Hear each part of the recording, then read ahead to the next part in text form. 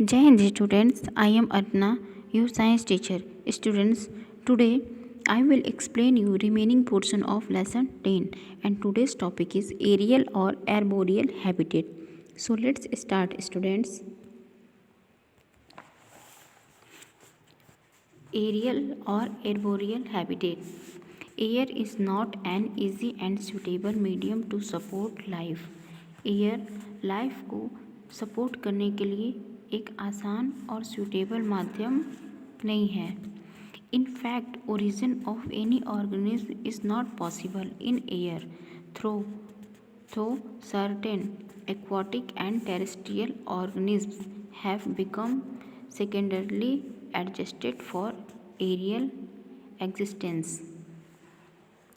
वास्तव में, ठीक है, इनफैक्ट मीन्स वास्तव में किसी भी जीव की उत्पत्ति, ओरिजिन मीन्स उत्पत्ति, एयर में पॉसिबल नहीं है.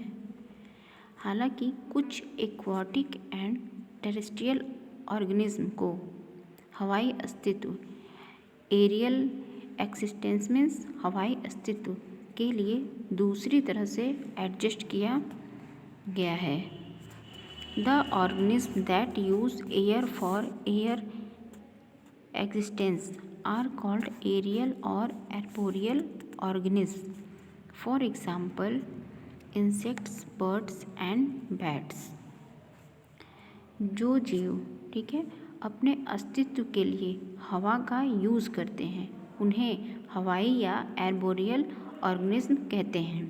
उदाहरण के लिए कीड़े, पक्षी और चमगादड़, ठीक है, बैट्स मीन्स चमगादड़.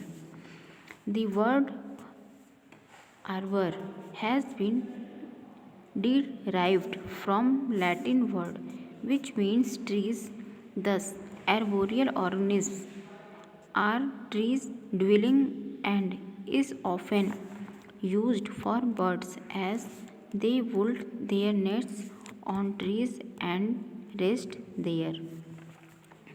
आर्बर शब्द लैटिन शब्द से लिया गया है जिसका अर्थ है पेड़.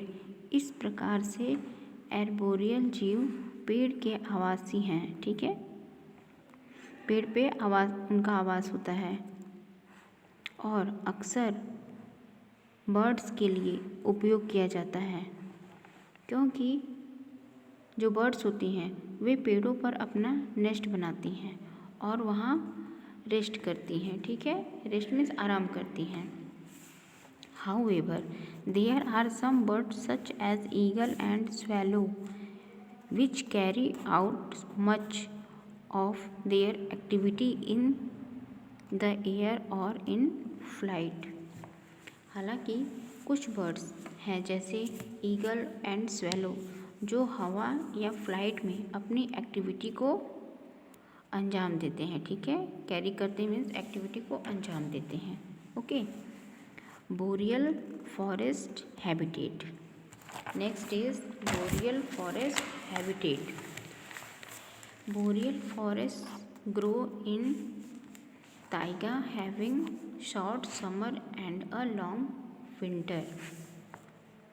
बोरियल फॉरेस्ट हैबिटेट जो है, ठीक है, ताइगा में बोरियल फॉरेस्ट हैबिटेट बढ़ते हैं. कब? शॉर्ट समर मीन्स कम गर्मी एंड लॉन्ग विंटर मीन्स लंबी सर्दियों के बाद, ठीक. दे रिसीव हैवी रेनफॉल के बाद वे हैवी स्नोफॉल प्राप्त करते हैं. वहाँ पे रिसीव मीन्स प्राप्त करते हैं. स्नोफॉल मीन्स बर्फबारी, ठीक है. Trees in boreal forest are evergreen. Boreal forest में एवरग्रीन ट्रीज होते हैं.